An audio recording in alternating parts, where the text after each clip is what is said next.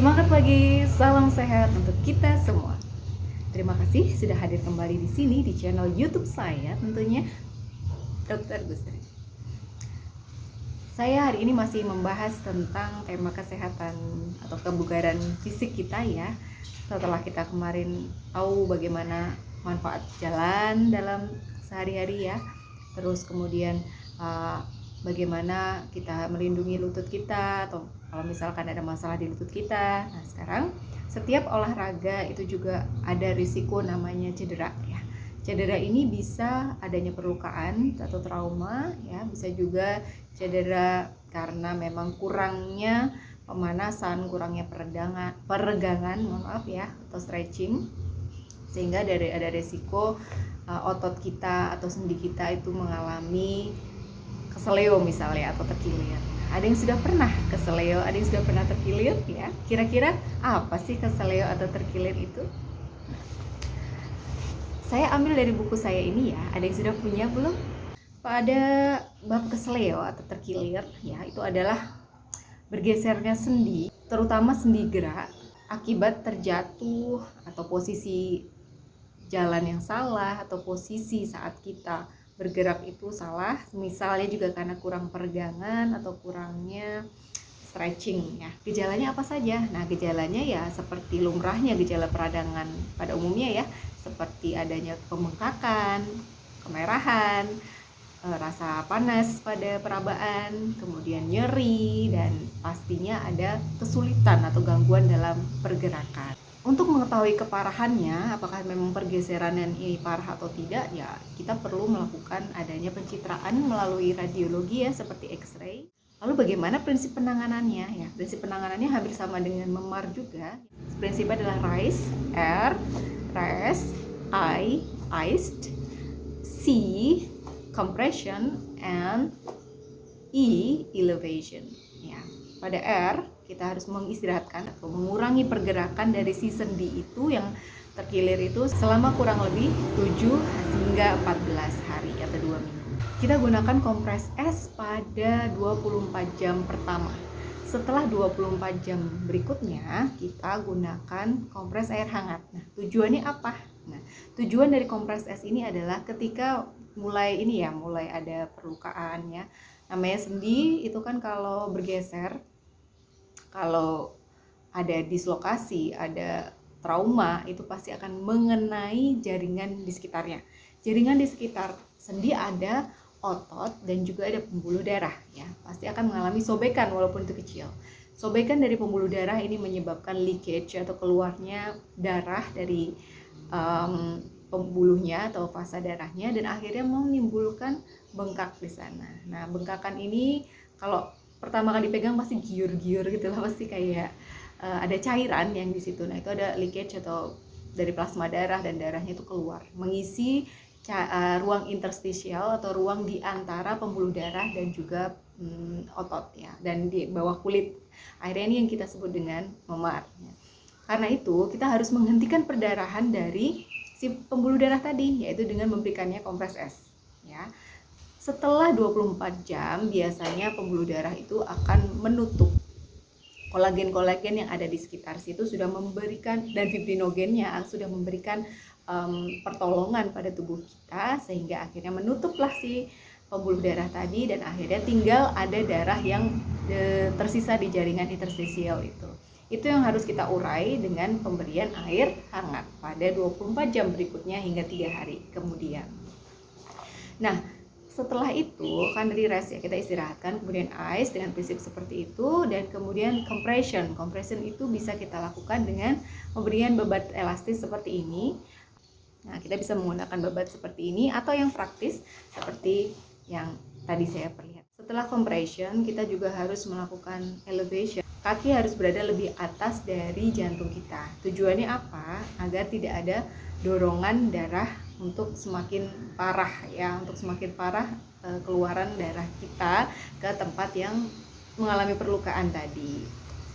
Diangkatnya kaki ke atas atau diangkatnya bagian yang terluka tadi lebih atas dari jantung ini juga dimaksudkan untuk mengurangi rasa nyeri ya. Kalau ada dorongan dari jantung ya, pompa jantung yang berlebihan, itu kan bisa menimbulkan pembuluh darah kita itu terisi banyak darah ya, dipompa ke situ, akhirnya merangsang saraf nyeri kita juga gitu ya, karena banyaknya darah yang menyinggung dari si saraf nyeri itu. Maka naiknya si bagian yang sakit itu lebih tinggi dari jantung dimaksudkan juga selain mengurangi pompa pasokan darah ke sana, juga untuk mengurangi rasa nyeri. Apabila masih berasa nyeri, kita bisa menggunakan pereda nyeri ya, seperti paracetamol, mungkin ibuprofen, dan natrium diklofenak dan lain sebagainya, mungkin asam efenamid juga, sesuai ketersediaan di rumah. Gunakan sesuai dengan anjuran pada etiket. Kalau misalkan dalam 2 kali 24 jam masih mungkin tambah bengkak atau terjadi kenyerian yang luar biasa, bertambah nyeri, harus segera dibawa ke dokter atau rumah sakit terdekat. Mungkin ada sesuatu atau sendinya memang bergeser cukup jauh sehingga harus segera dilakukan reparasi secara bedah ya. Nah, banyak juga kontroversial tentang pengobatan alternatif ya, seperti pijat atau urut pada bagian sendi itu diperbaiki gitu, diregangkan sampai bunyi klok. Itu gimana ya? Saya tidak bisa membenarkan 100%, saya juga tidak bisa menyalahkan 100%.